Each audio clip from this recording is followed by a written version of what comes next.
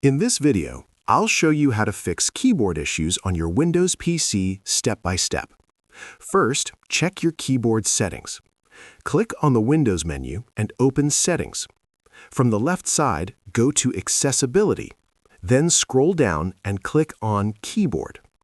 Here, make sure both sticky keys and filter keys are turned off, as these can sometimes cause typing problems. If that doesn't fix the issue, the next step is to reinstall the keyboard driver.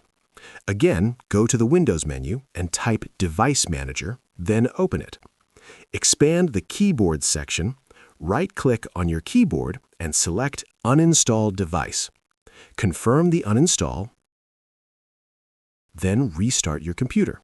Windows will automatically reinstall the keyboard driver after reboot. And that's it.